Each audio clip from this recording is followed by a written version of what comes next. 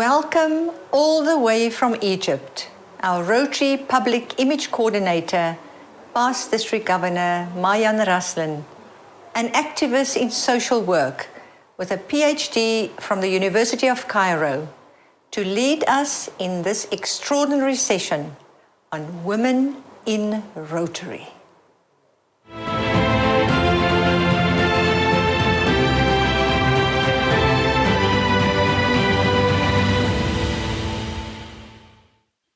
Fellow Rotarians, good evening. It's an honor and pleasure to be together here. We are celebrating a history. We are celebrating the most exciting time and event of the history of Africa. It is the conference celebrating the starting of the Rotary, this great organization in Africa. This is the passing of 100 years of the first Rotary Club in Africa. So congratulations to all of us. Congratulations to all our new generations who are coming to hold the torch after us and who will be leading this great organization. We have kept it so far for 100 years for them to start preserving them and for the next generation to take it as their will and their good in custody, in good hands. And we do trust that they will go on and on after we finish. So congratulations to all of us, and I would like to welcome all our leaders and all our esteemed speakers in this session, which we cannot celebrate 100 years of Rotary without celebrating the women in Rotary. Women in Rotary is in itself an achievement that we should celebrate and cheer, because it did come after a quite challenge and after quite rejection from some people who considered that our Rotary organizations is an organization for males only. Since 1985, when the Supreme Court took the decision and allowed the women to be part of this organization, and there had been a lot of progress and a lot of achievements from the women, and this we have all witnessed and we have all witnessed and saw by ourselves how Rotary now is led by beautiful, clever and good women that are dedicated to the cause of Rotary. I would like to welcome in this session our esteemed speakers, and we would like to start with our great woman. She's a model to all of us. She is the Rotary International President nominee, Jennifer Jones. Allow me to expose her CV and to give a brief note on Jennifer. Jones is founder and president of Media Street Productions Incorporation, an award-winning media company in Windsor.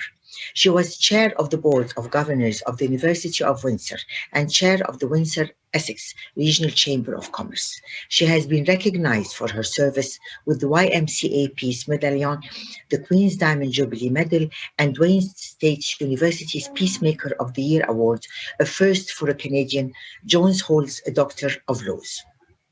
A current Rotary Foundation trustee, Jones has been a Rotary member since 1997 and has served Rotary as vice president, director, training leader, committee chair, moderator, and district governor. She played a lead role in Rotary's rebranding effort by serving as chair of the Strengthening Rotary's Advisory Group. She is the co-chair of the End Polio Now Countdown to History Campaign Committee, which aims to raise 150 million for polio eradication efforts. Jones recently led the successful Rotary Response Telethon, which raised critical funds for COVID-19 relief and was viewed by more than 65,000.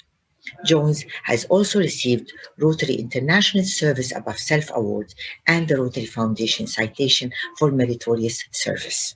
She and her husband, Nick Karajcic, are members of the Rotary Foundation's Arch Clough Society, Paul Harris Society, and the Bequest Society. A great model and a great leader. So let's listen, all of us, to the message of our President nominee, Jennifer Jones. Thank you.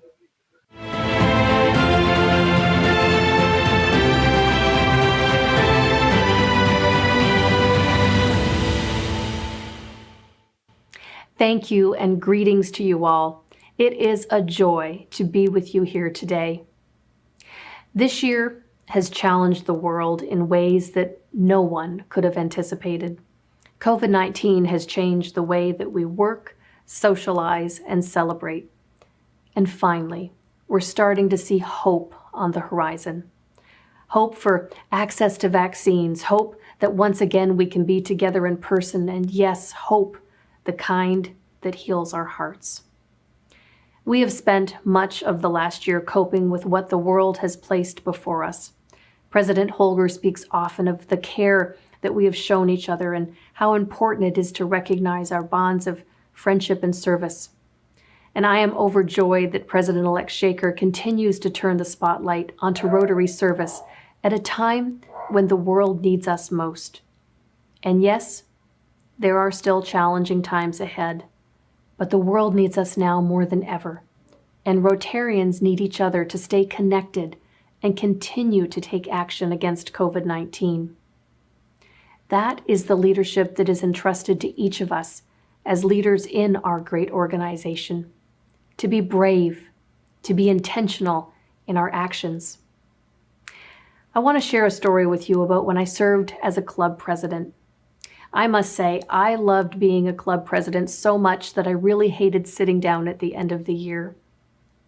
That year was 2001, and I was one of President Rick King's Regal Eagles. It was also the year that will forever be remembered for the date 9/11. Who will ever forget what happened on that fateful Tuesday? My home club meets on Tuesdays, and around 10 a.m. I started receiving calls and emails asking if our meeting was canceled. Somehow, I knew at that moment that we needed to be together, to be in shared experience. As you likely know, I'm Canadian, and on that day, as the meeting began, we stood facing the American flag and sang the Star-Spangled Banner, their anthem, and wept alongside our friends on the other side of the border. Our speaker on that day was a young Rotary scholar who was heading to study in Poland. We quickly changed the format, and he and I simply sat in front of the club and had a discussion. And he had incredible observations about peace. The love and support for each other and for our American friends was profound.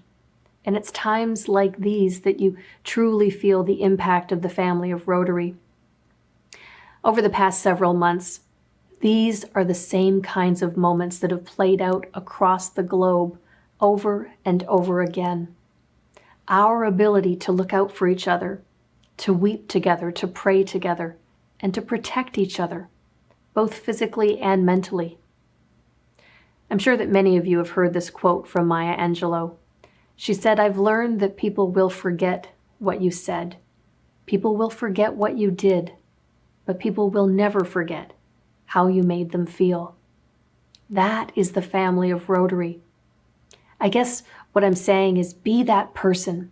Be the kind of leader who is brave enough to say and do nice things for your members and their families.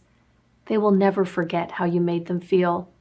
And the even greater reward, you will never forget how it made you feel.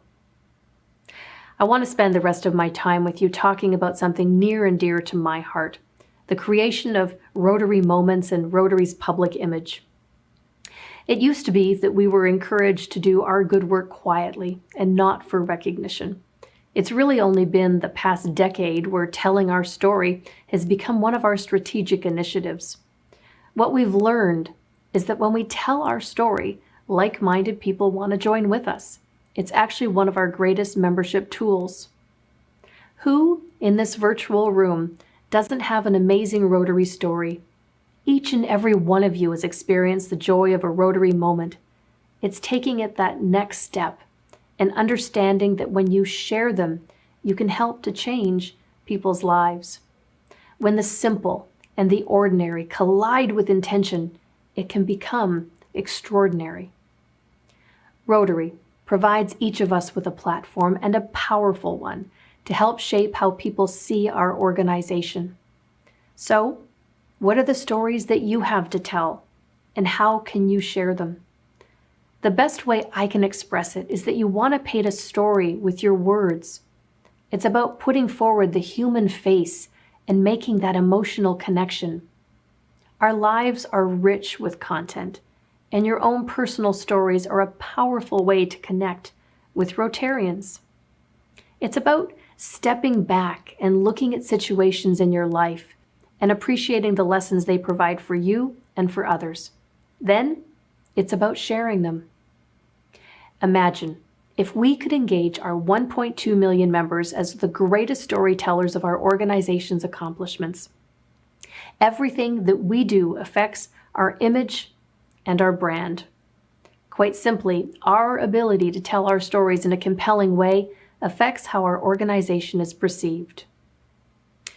A decade ago, I completed one of the biggest challenges of my life. My husband Nick and I climbed nearly 20,000 feet to reach the top of Mount Kilimanjaro in Tanzania. It was part personal challenge and part a Rotary fundraiser. It took 5 days to reach the summit. The first in lush forest, the second in thick brush, the third in low scrub, and the fourth day was like landing on the moon, craters and no sign of life. Now, let me explain to you, climbing Kilimanjaro is not a technical climb like Everest. The battle with Kili is altitude, and for me, it was a journey to the depths of positive thinking.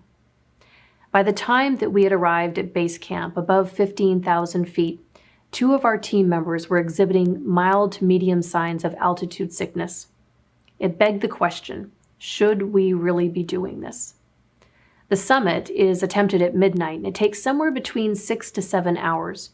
It's done at this time because the temperature drops to -20 and it freezes the ground so that you can get better traction.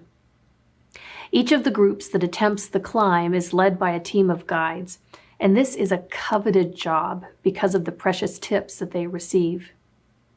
Now, this is where the story becomes very personal.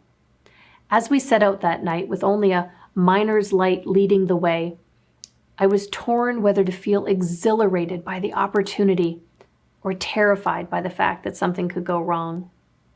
It wouldn't be until we reached ground level that we would learn a guide from another team had died, and a 22-year-old man from England was in cardiac arrest. Our guides sang Christmas songs in Swahili, and the rhythm of their music helped to create a pace to our steps. Pole pole in Swahili means go slow, and it was the mantra of our climb. You see, the best way to ward off altitude sickness is to stay very well hydrated and to take time to adjust to each level by going slowly. Pole, pole. I must confess that I entered into this climb perhaps a little too lightly and without the full appreciation of the dangers. I suppose I knew them, but I was excited by the adventure and most eager to reach the top of the African continent. It seemed like we had been climbing forever when our guide shared that we were only a quarter of a way to the top. It was also at this point that our water, even insulated, was frozen. It took everything in my being to stay focused and to put one foot in front of the other. Inside, I was questioning why was I on the side of a mountain, and I had to dig really deep to stay positive. I was ready to throw in the towel countless times, but to what end? There was really no easy way out. The last hour was the most difficult and required a lot of rock climbing. It was just as the sun was peaking above the horizon that we reached the top. The sky transitioned from a thick carpet of stars to an orange tapestry of color. I tell you this story because it's about climbing to great heights. And isn't Rotary a story we should be shouting from the top of a mountain? I also see this climb as a metaphor for life and about how we frame the things that are important to us. What are the stories in your own club, in your own district, that help to bring Rotary to life? As a global network of professional business and community volunteers, Rotary is a brand that unites the world. We simply have to climb the mountain and shout a little louder. Each one of you are ambassadors of our great message, and it begins daily by simply wearing your Rotary pin. We see now more than ever that clubs that have great public relations are clubs that are growing. Public relations actually is one of our best progressive tools for membership, both for recruitment and for retention. When we tell our story, like-minded people want to join with us. It makes it so much easier to ask someone to be part of Rotary when they're already aware of who we are and what we're doing. Likewise, there's such a sense of pride that's created within our ranks when we see our stories being told. Members feel good about what they're doing, and in turn, they're buoyed and want to continue doing more. It's a great way to keep our members engaged. If you have gleaned anything in the past few minutes, I hope it's that good public relations is about telling our stories. You may, however, still be asking, how do I do this when I'm not an expert? Well, the first thing you must realize is it's not your job alone. Good public relations is every member's obligation. We're all ambassadors of Rotary. So, how do we showcase what's valuable to us? Not long ago, I was in Chicago visiting my brother. We went shopping one afternoon, and the only thing I wanted to purchase was a gratitude journal. This was a trend a few years ago where you would write down 3 things a day that you were grateful for. The premise being that it would help to manifest the power of positive thinking. I thought this was a good thing. We were in a lovely little boutique when I found my book. Very quietly, I said to my husband, I said, "Nick, this is my gratitude journal." I looked around a little bit more and then I went up to the counter to pay. I watched as the clerk went down to one end of the counter and took out this beautiful tissue paper and carefully wrapped the book. He then went to the other end of the counter where he found a blue box with gold lines all over the top. He came back to the middle and finished it off with an elaborate bow and then came forward and gave it to me. He said, "I couldn't help but overhear what you said, that this is going to be your gratitude journal." He said, "I want to be the first entry in your book. I want you to write that the man that sold this book to me made it an even more beautiful experience." He is indeed the first entry. So how do we showcase what's important to us? What's the packaging, the special ribbons that we wrap around Rotary to make it even more beautiful? We do it through public relations. We do it by telling our story. Rotary, a brand that brings the world together. And so, I carry his message of gratitude here today to say thank you. Thank you for all that you have done, and thank you for all that you are going to do. You have already been touched deeply by our organization, or you wouldn't be sitting here today. When we tell our stories, we're inspiring our clubs, recharging our batteries, and preparing for the year ahead. Thank you for your leadership, and thank you for being such a vital part of Rotary International.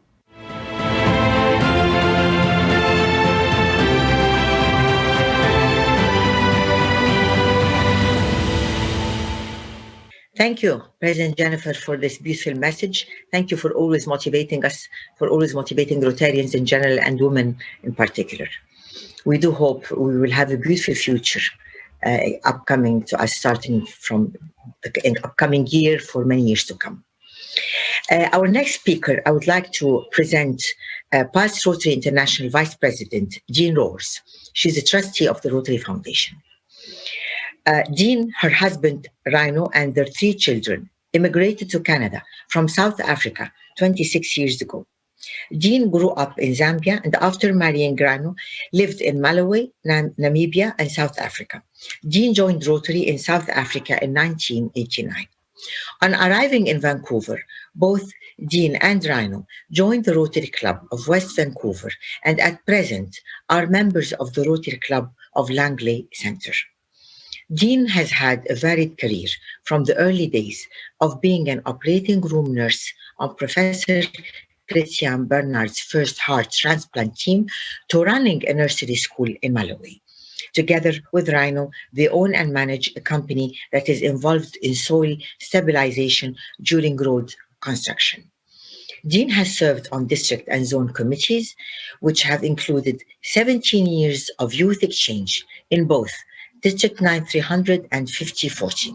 District 5040 Group Study Exchange Chair, Group Study Exchange Team Leader to New Zealand, District Governor 2007-2008, Regional Rotary National Membership Coordinator, Rotary Coordinator Zone 24, West Pacific Northwest, Best Chair 2013, Co-Chair for the 2011 Zone 2432 Institute, Rotary Foundation Alumni Coordinator for Zone 24 West 2012-2013, Regional Rotary Foundation Coordinator for 2014.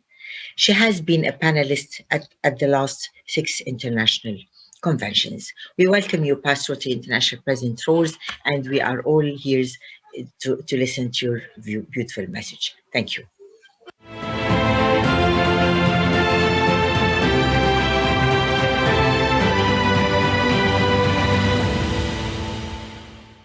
What an honor and a privilege it is to follow my classmate, Jennifer Jones, incoming president for Rotary International.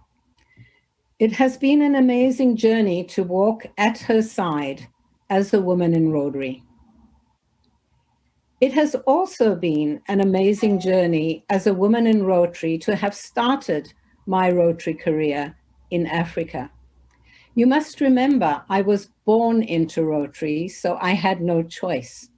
My father was the perfect district governor, and my mother was the queen of Rotary Anns, and I hated Rotary. I was voluntold into every Rotary position that there ever was, and I honestly and truly hated Rotary. And then I married a Rotarian. So I had no choice. But once I became a Rotarian here in Johannesburg, it took a part of my life which has just grown and grown and grown. It gave me the opportunity to do things that I never, ever thought was possible. I, as one African woman, was able to join the leadership of Rotary International through opportunities, through doors that were opened for me. And my year as vice president for Rotary International was one that I will never, ever forget. It showed me the power of Rotary. It showed me what Rotary can do. But it also brought to the forefront that we as women still had a journey to walk, to stand side by side with those Rotarians who have either mentored us, helped us, and brought us into the positions where we are today. The long walk that we still have ahead of us actually has more light in the tunnel than ever before. We as women have taken our place in Rotary, and we are making our places really, really count. I'm so proud to say that there are more women on the board next year than there have ever been on the Rotary International board. It's a different situation that I find when I walk into some of the clubs. One of the most astounding statistics that came my way in the last couple of weeks is that out of approximately 1,700 new Rotary clubs formed over the last couple of years, there have been more than 800 of them which are single gender clubs. So across the world, we still have those clubs which are male only, and I think the female only clubs which are a result of the main male only clubs. We understand that there are cultural areas where women have difficulty in working equally or on an equal basis with their male counterparts, and it's far more comfortable for them to actually have a woman's only situation.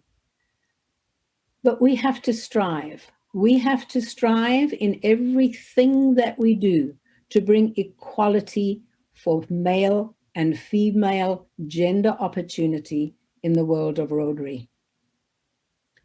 In Africa, I kind of find that you are far, far more acceptance of women on a completely equal level. The vibrancy, the passion that I feel in your meetings, seeing everybody equally accepted, does bring a new energy and a new vision. So you have a place to lead. You set an example, and I would love you to be part of the talks that I give in showing just how our women have come in Rotary. It's an exciting time for us to be where we are at the forefront of change of Rotary International. The acceptance of everybody under our new diversity, equality, and inclusion dynamics. We have a way of being able to lead Rotary into a new vision. We have the understanding as mothers, we have the understanding of living life where we run a home, we run a business, we look after our children, we support our partners in the work that they do. We work on many, many different levels compared to what our male counterparts work. So we have a skill, we have a vision that we can bring to the table, which is unique. We need to be careful not to appear militant. And I think we as women have our way of dealing with that and bringing our softer side forward, even though it might be, as we say, a steel fist in a velvet glove. But we must make our voices heard, and we must make our way of looking at Rotary part of Rotary's journey.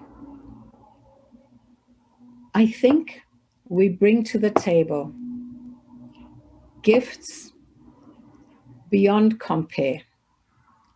I think we in our communities have a way of being able to speak, to introduce, and to have acceptance of our Rotary programs.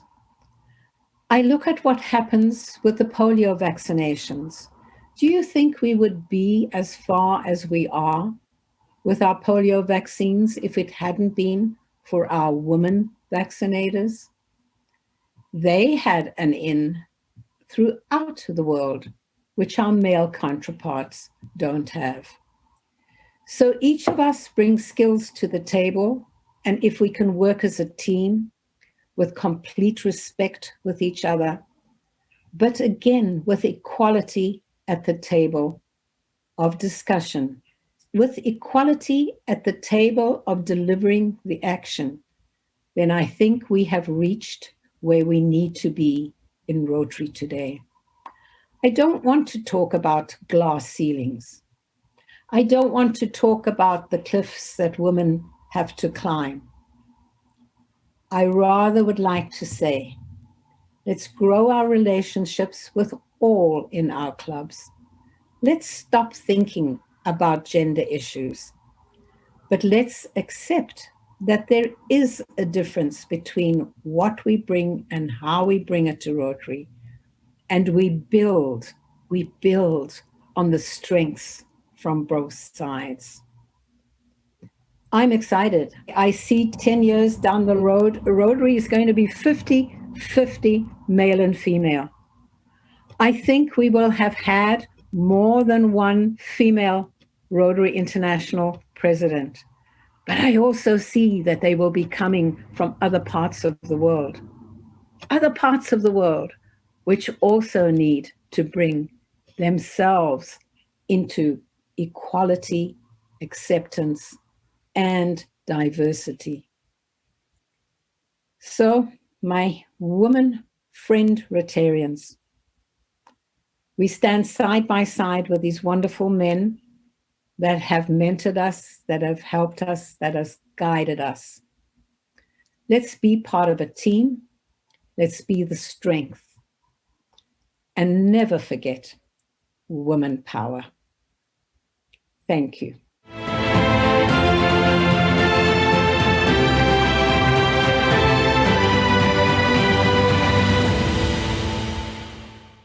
Thank you, Jean Rose, for your beautiful message. Thank you for always being a model for us and for all your achievements in the foundation.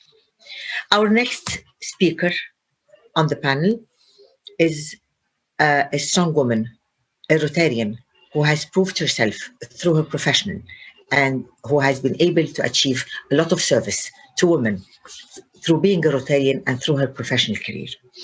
Past President Niveen Badruddin, Director of the Microfinance Central Sector in the Micro, Small and Medium Enterprise Agency. For more than 30 years of experience in the field of finance, fund management, sustainable development, poverty reduction, women and youth empowerment, and expansion of MSMEs' access to finance.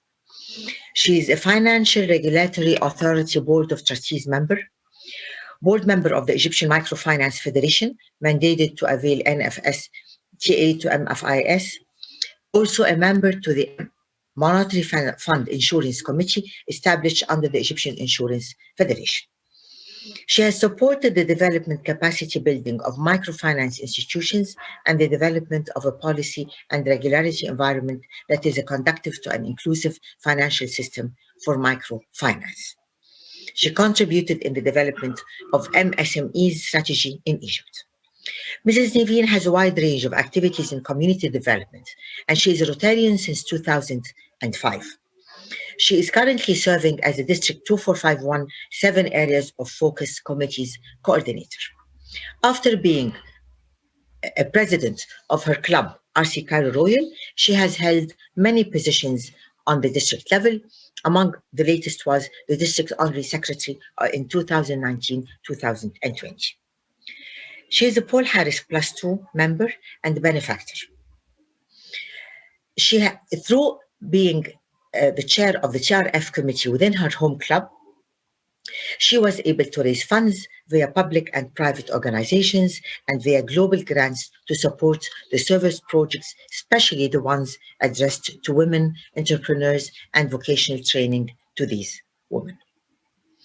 Mrs. Niveen also always works in microfinance projects to empower women. Welcome, Mrs. Niveen, Past President Niveen, to the panel, and we are all eager to listen to what you have to tell us today about empowerment of women. Thank you.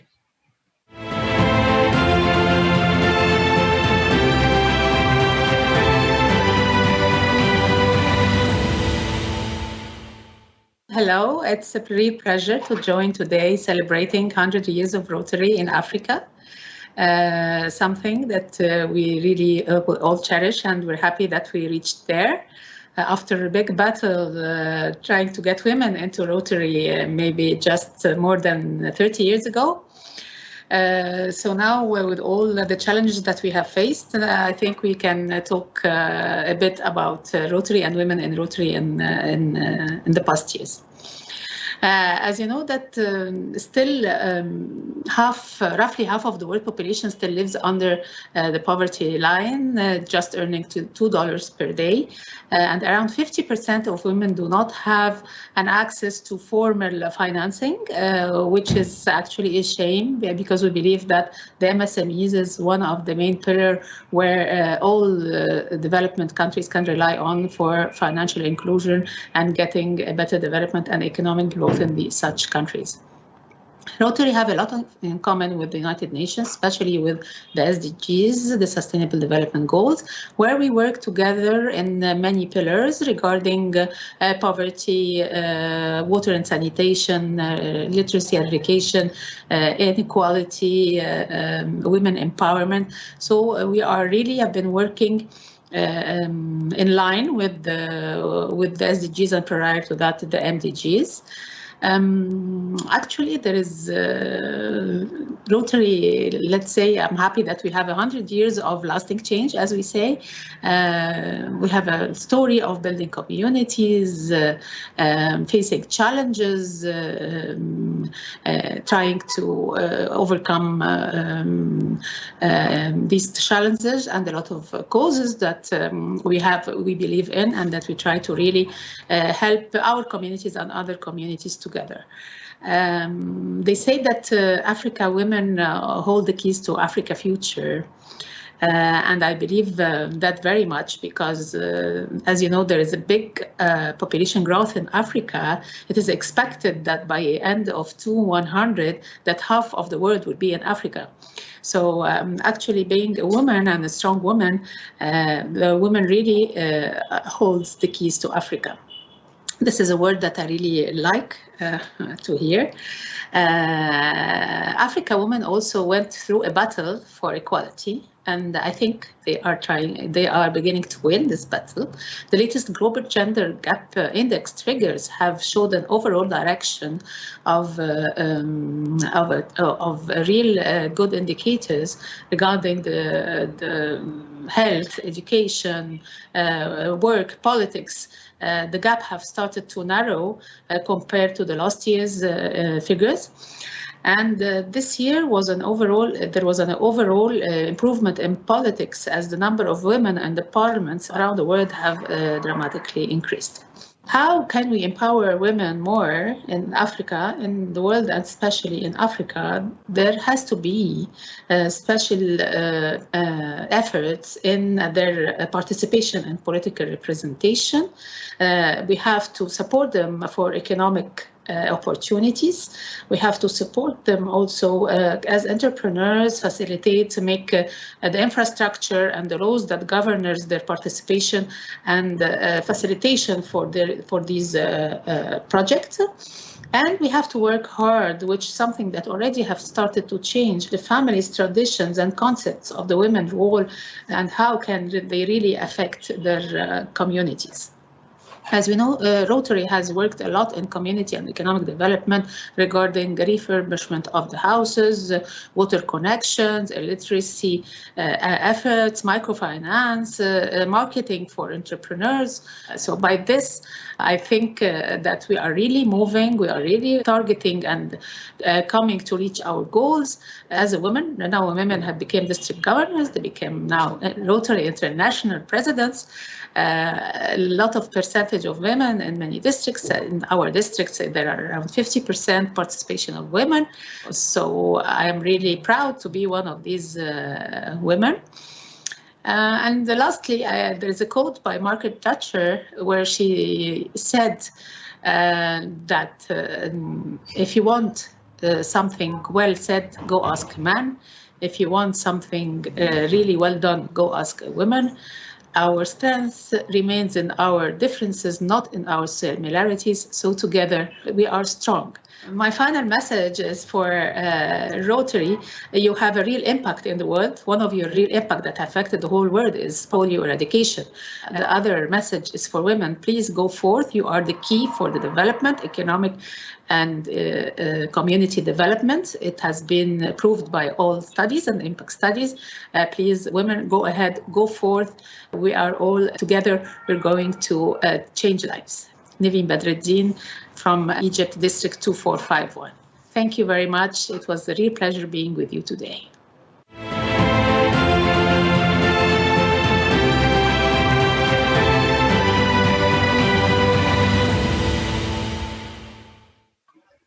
Thank you, Past President Niveen, for your beautiful message, and thank you for exerting all these efforts and all these achievements for us. Our next panelist today in this panel is Shirley Ann Downey.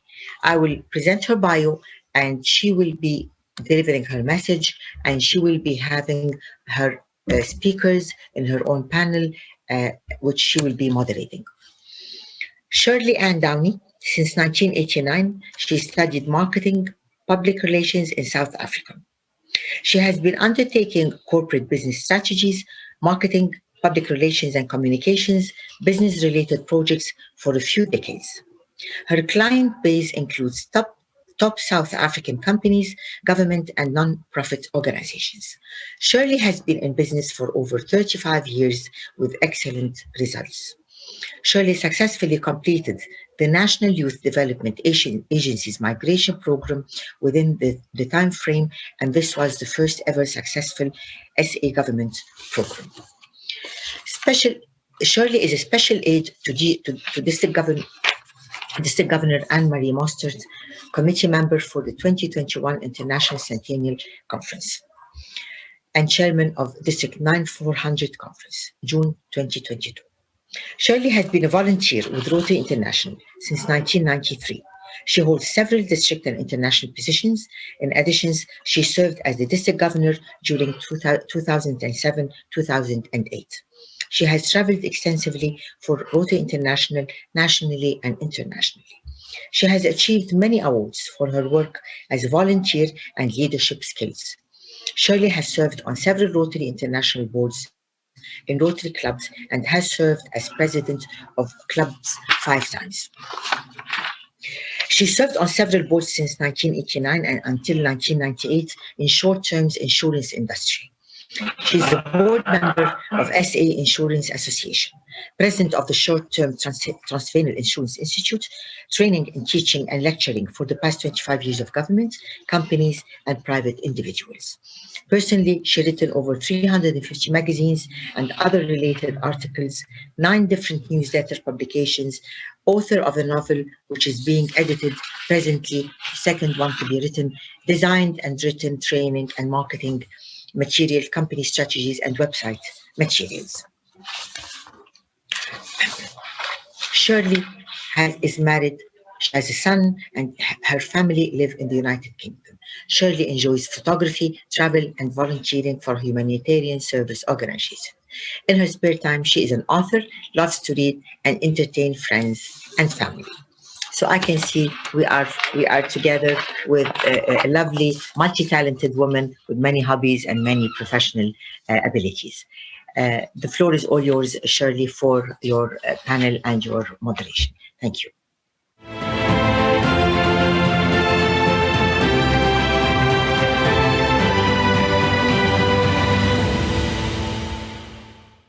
Good afternoon, everyone.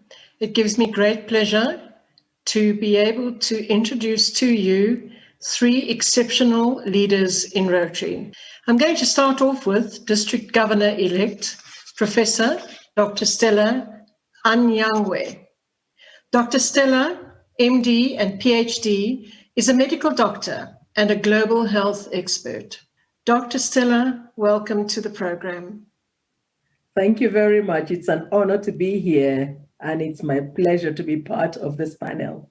The next person I'm going to introduce is District Governor Nominee, Kuki Makanyane Kwashi. Kuki was born at Orlando West, Soweto in South Africa on the 2nd of October in 1956. She lived in Soweto with her parents until 1962, when they relocated to the then Swaziland because of apartheid, and she's been there ever since. She's married to Kobla Kwashi, and they have 2 sons, Foy, who's an auditor, and Sidiso, who's an attorney. She became the district governor in 2007, and she has also served on various district committees such as the Youth Exchange, Friendship Exchange, District Governor Selection Committee, and Cookie is also a proud Paul Harris Fellow. Last but not least, we have Shireen Hunter. Shireen is an experienced businesswoman with a successful 20-year track record. Her first tertiary ambitions manifested in 1993 when she was qualified as a Rotary exchange student representing South Africa on a long-term exchange program in Australia. Shireen is today an alumni member of the Rotary International and a Rotarian currently serving on the Public Image Committee for the Rotary International District 9400, and she will take up this role of District 9400 Public Image Chairperson this year in July. So the very first question I have, Dr. Stella, is for you. Oh. Do you have or do you make time for self-care, and in what ways? With such a busy schedule, perhaps you'd like to share that with us.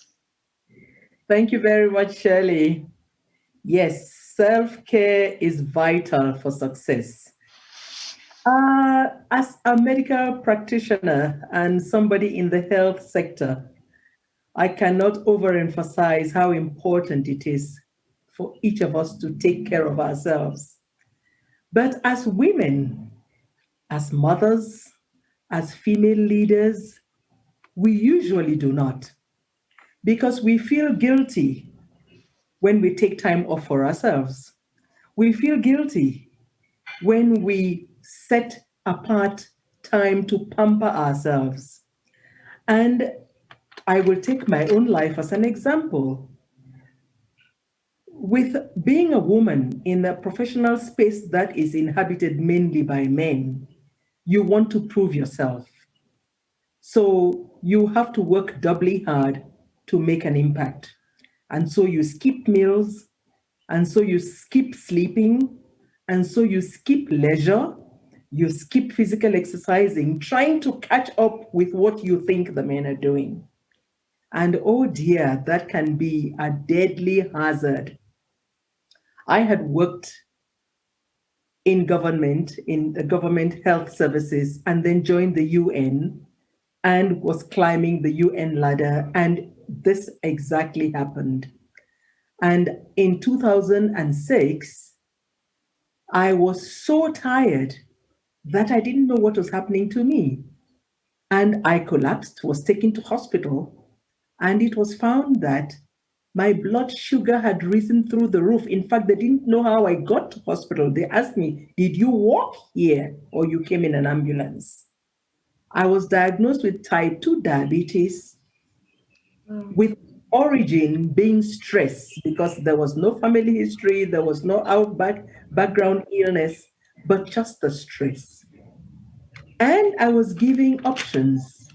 You've got to do this, you've got to eat right, you've got to sleep more, you've got to exercise more. And I decided, well, I loved myself enough to do that for me.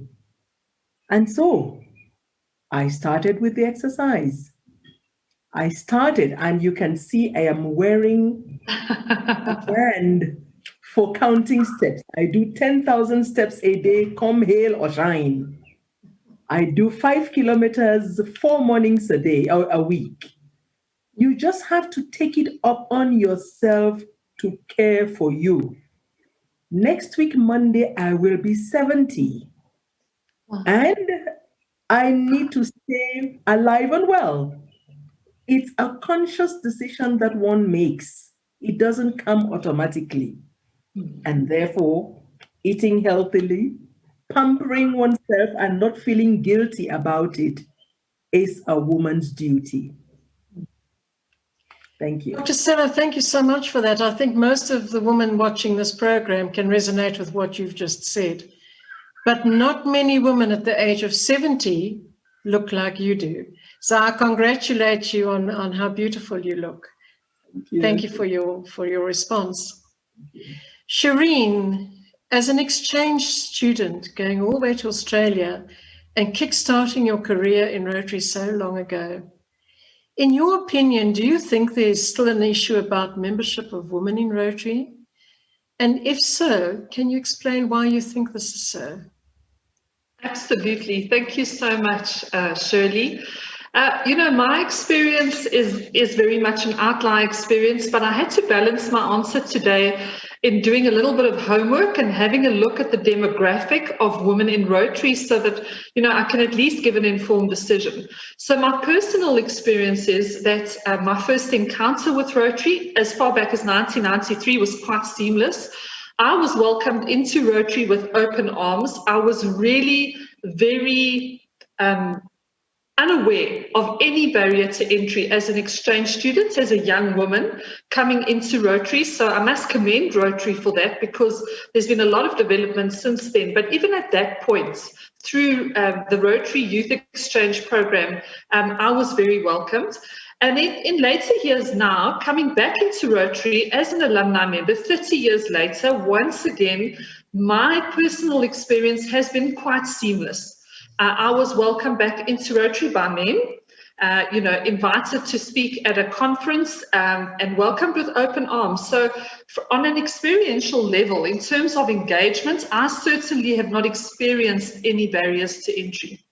Having said that, we must balance it with the demographic of women in Rotary. And if we look what is available as a statistic, I think up until July last year, it was only 23% of Rotarians are represented as women. So we cannot answer that question without saying there's a lot of work to be done. What does the woman of Rotary look like into the future?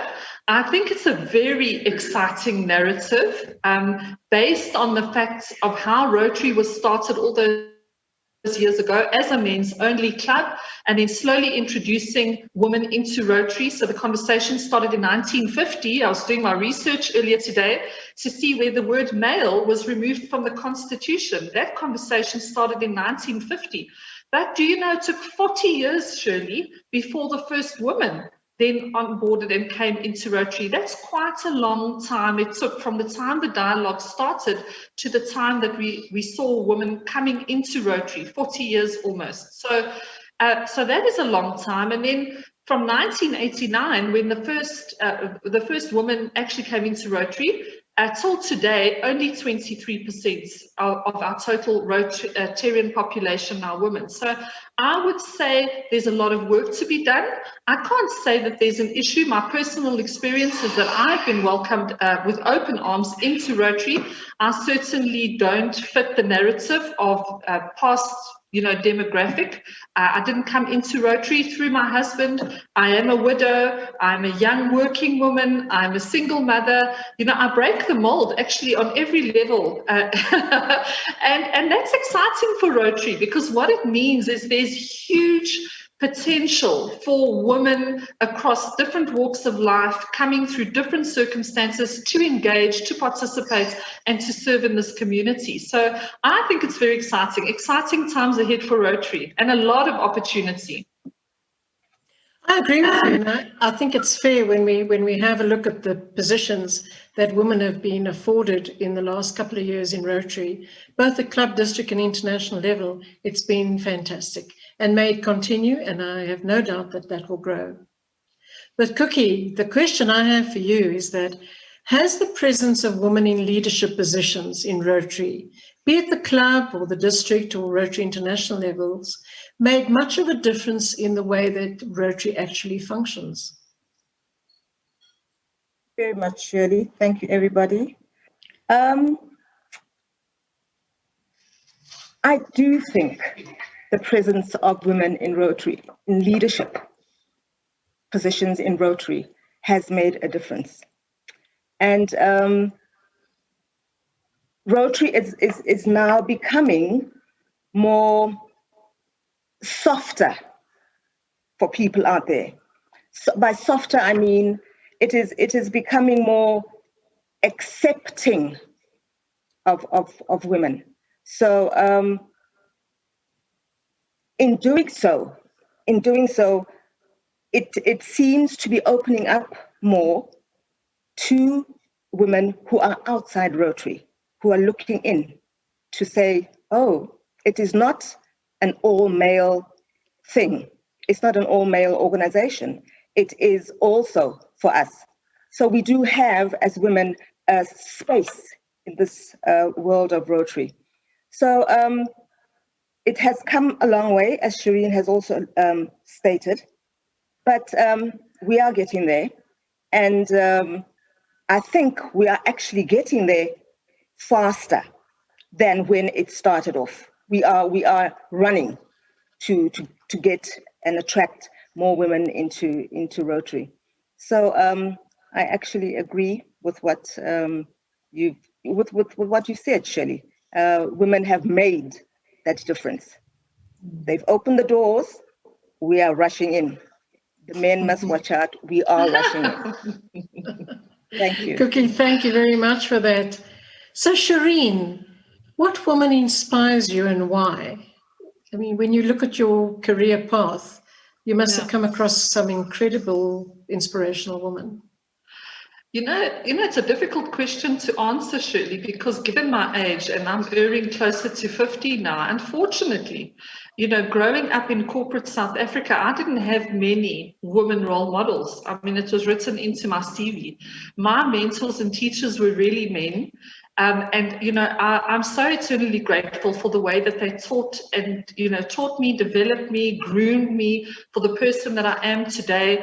I think it's a great balance to be groomed by men, because there are some inherent characteristics and traits in women leadership that are really well developed, and you're more, I think, well-rounded when you have the balance. But certainly, you know, towards, I would say, maybe in the last 10 years that I've been able to really connect with women who've made it through, if I can put it that way, you know, who worked their way and climbed the ladder and have been resilient and have chosen, you know, a commercial path because there are so many options that are available. You know, and I speak specifically for me because I think, you know, my image, my passion is business. In the last 10 years, I've been able to identify with really resilient women leaders. And I think the ones that excite me the most, and I think it's, you know, it will come back to it maybe a bit later, is change agents. I'm drawn to women who like to challenge the status quo and ask the tough questions and make the inroads, you know, do the trailblazing stuff, you know, really break new ground. So those are the kinds of conversations that I like to be in. I know one of my first meetings in Rotary was sitting and listening to DG Anna Marie, and she cast a vision for Rotary in Africa. And it's a very liberal vision and it's a very progressive vision. And I just about, you know, climbed through the Zoom screen and I SMS'd her afterwards and I said to her, you know, DG Anna Marie, that was the most exciting meeting that I've been in. Talk to me about Africa and what are we going to do in Africa and what is the new narrative and, you know, how do we get Africans involved, because I see the potential in Africa. So definitely women who are change agents and who want to see the evolution of brands and the progress of brands, those are the women that I'm most likely drawn to at a leadership level. Great, thank you very much. Now, Dr. Stella, having heard your age on Monday, let us talk about having a spouse being very positive in contributing to your journey in the leadership. Do you think this is true in your case? Oh, definitely, definitely. I am of the demographic of the age group where women just started getting into professional spheres, especially the professions that were male-dominated. In my mother's age group, the girls who went to school like my mother did had 2 or 3 lines to join. They either trained to be teachers, they either trained to be nurses, and that was about it, at least in Cameroon then. Or obviously they were housewives. In my generation, a lot of my age mates, classmates also trained to be teachers, also trained to be nurses. There were very few of us that had the opportunity to go to medical school. And so you became a doctor. That already put a lot of the men on guard. I mean, they were threatened by you. So many people who took this line either were left unmarried because people were just scared of getting to them. But I married a man who married me when I was already a medical doctor. So he knew what he was getting. I was a physician already. He was a lawyer. He had done a PhD in law. So we met at par, actually, because we'd been in the same university, known each other, and we got married as friends. A lot of my age mates and classmates married older people to whom they were different. You know, they really revered. Thank you for that. So, Cookie, what has been your greatest achievement as a leader? Surely it is following my dream, which is to be the CEO of my own company, a company that I started, the school.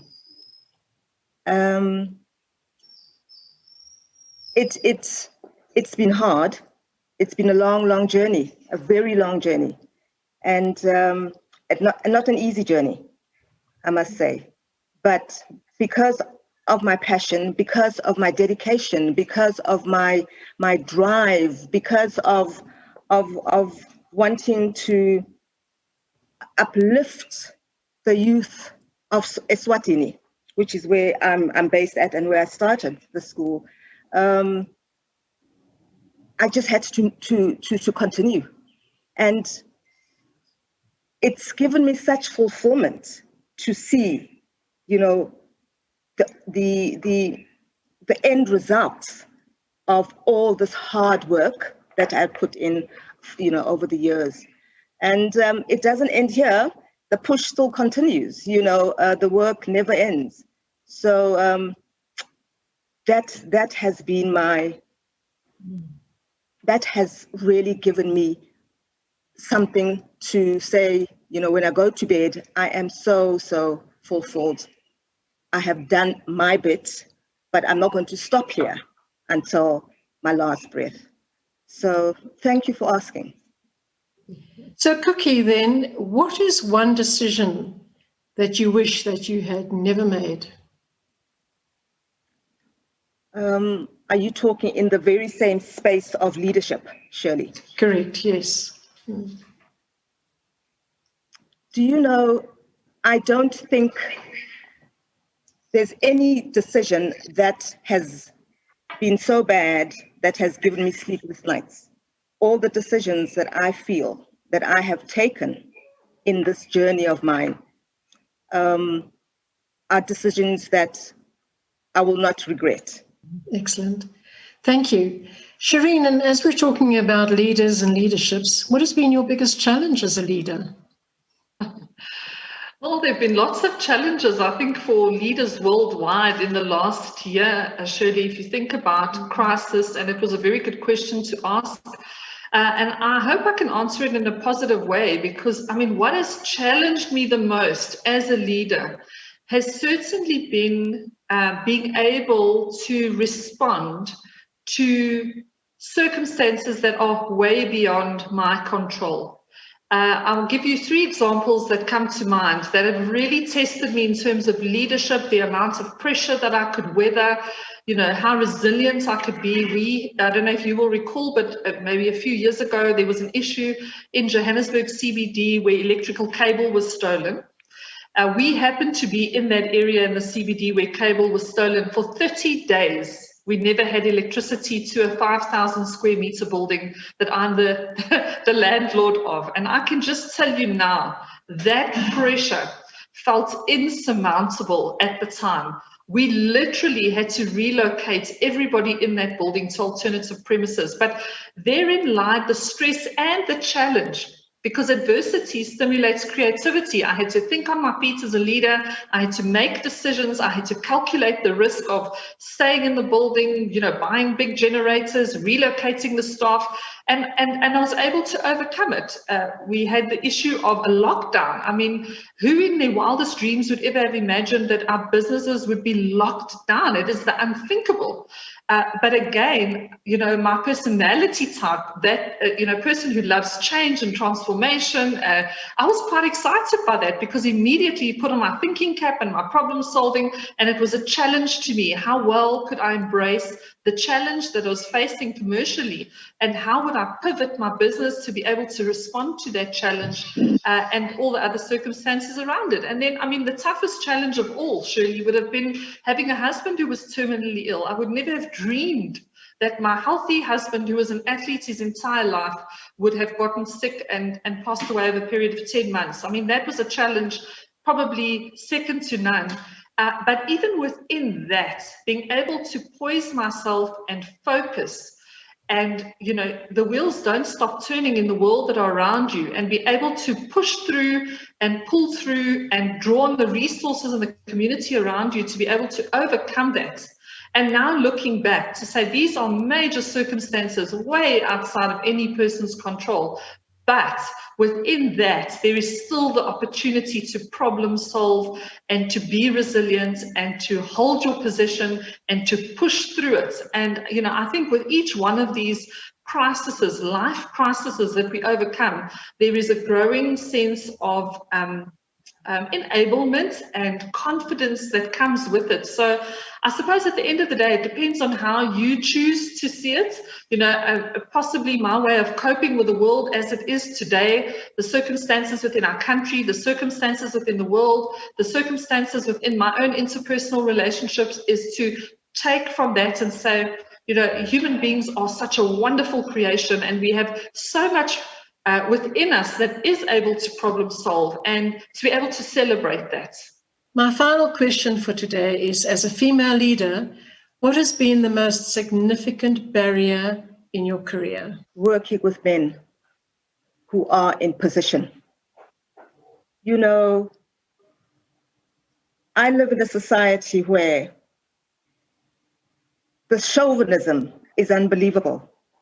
There was a time when in Eswatini, for a woman to open up a bank account, you needed your husband's permission. So, yes.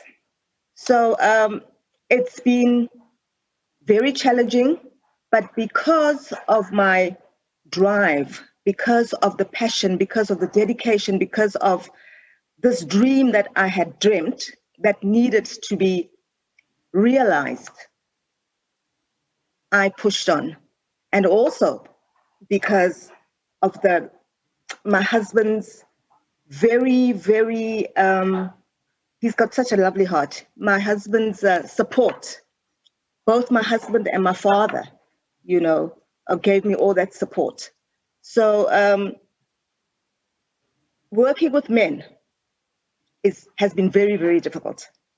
And men, when a woman is in the position of leadership, it seems very difficult for them to accept that this woman who's supposed to be in the kitchen is now going to be my boss, you know, especially African men.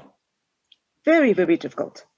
But I'm not going to stop there, because even working with women, you know, we find a lot of women look at you or me in my position and say, why her? You know, women tend to be our own worst enemies. We have this PhDs, as one Felicia once said, and it's the pull her down syndrome, you know, and that is very sad, because you expect women to hold each other up.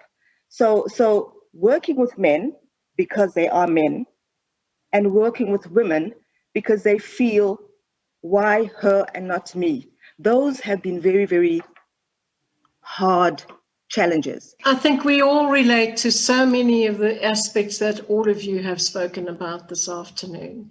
And I take this opportunity of thanking each and every one of you. District Governor-elect Dr. Stella, District Governor nominee Cookie, and Rotarian Shireen. It's been an absolute pleasure. Thank you so much for joining me, and continue to do the incredible work that you do, no matter your age. Thank you.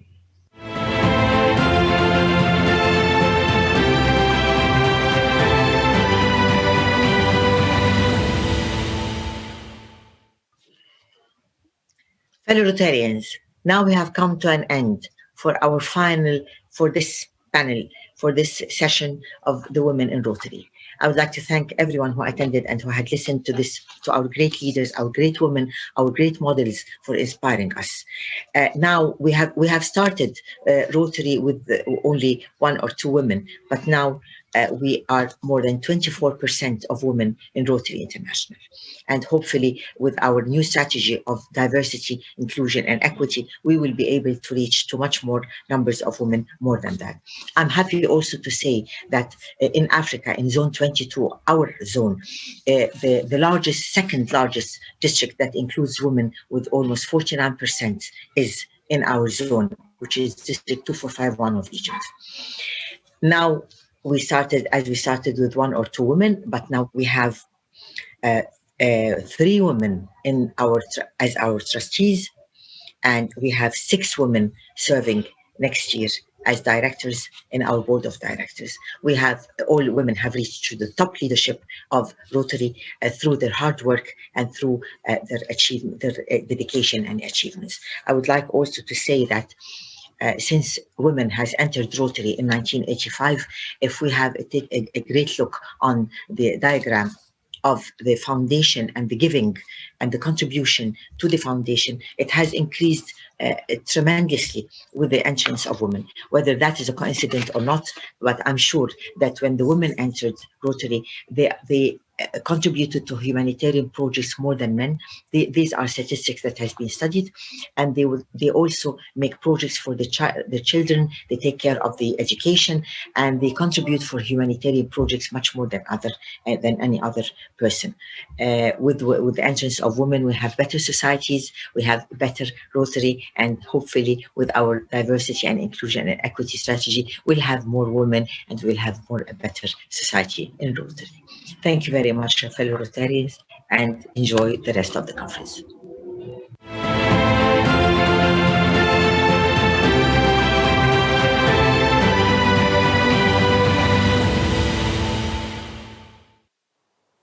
What an extraordinary lineup of phenomenal women. I'd like to hand over to my classmate from Nigeria, District Governor Virginia Major, for the recognition in this session.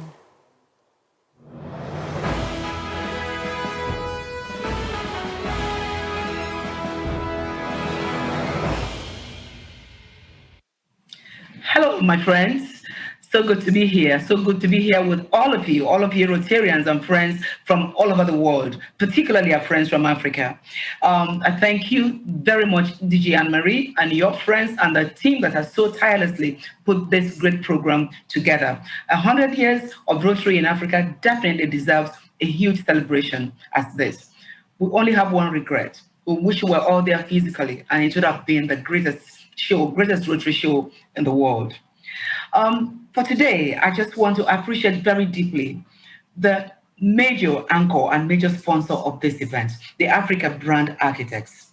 We are so proud of you, to have you in our continent. You definitely bring excellence to the world. And you are a great part of the continent's inspiring sustainability narrative. Thank you for being there for all these years, and thank you for being there for the 100 years celebration. We are truly thankful, and I'm sure that our president, Horganag, will have a way to appreciate you fully. Thank you so much. And we have the gentle yet thorough director, Katerina Kotsalis Papadimitriou. Our director, we are so proud of you. We are proud and we're blessed to have you as our director. Thank you for being the program director for this event and carrying on side by side with DG Anne-Marie to be sure that this program actually is as great as it has been. Thank you so much. Thank you. The success of this event would not be without talking about our delectable and very brilliant Rotary International President nominee, Jennifer Jones. She is truly appreciated for her time with us during this program. The women of Africa, and indeed the women of Rotary in the world, anxiously await your year of service as the very first female president. Thank you ever so much for being here, Rotary International President nominee Jennifer. We're looking forward to many more months and years with you as we go along. And how can we end this appreciation without talking about their ever-smiling, pretty Rotary Public Image Coordinator for Zone 22, past District Governor Mayan Rassler, is very deeply appreciated for the excellent moderating she's done all day. We are blessed also to have you piloting Rotary Public Image on our continent. Thank you, Mayan. We truly appreciate you. And for the rest of us who are here, we thank you all for being very attentive, for listening, for your contributions. And yes, we might not have had an opportunity of meeting physically, but we do hope we have a reason to meet physically very soon on our continent. Thank you, and God bless you all.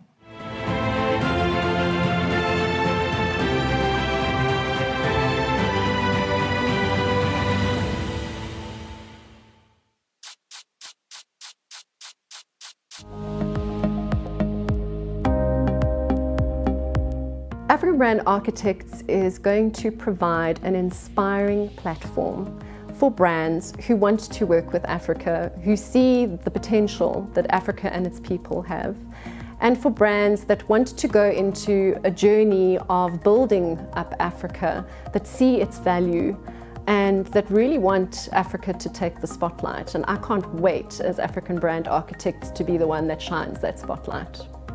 Our vision for Africa Brand Architects is to empower businesses within Africa and for Africa by creating integrated marketing and business development packages for them.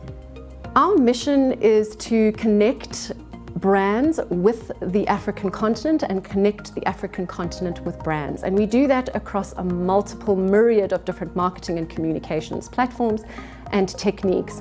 We want to show Africa from an exciting perspective. We want to shine a lens of opportunity and innovation when we're talking about Africa. We're wanting brands to get excited about Africa, and we're wanting Africa to get excited about being on a global platform. So to really put our best foot forward and say, here we are, we've arrived, we've leapfrogged so many other continents because we have all these really innovative people. We've had so many problems that we've had to solve, and because we have so many problems as a continent, we have to find innovative, creative ways of solving them.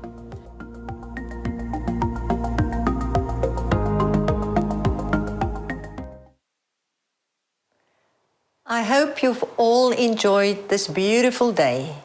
We look forward to seeing you tomorrow when we will be addressed by RI President Holger Knaak, His Majesty, the King of the Kingdom of Lesotho, former President of Zambia, Kenneth Kaunda, the Honourable Minister Tito Mboweni, His Excellency Mpoko, Ambassador of Portugal Manuel Carvalho, as well as other world leaders. Thank you to our sponsors and our exhibitors. Please don't forget to connect after this session. We look forward tomorrow to a jam-packed day where we will unpack more youth issues, maternal and child health, as well as environmental challenges. From me and from Stella, go well and see you tomorrow.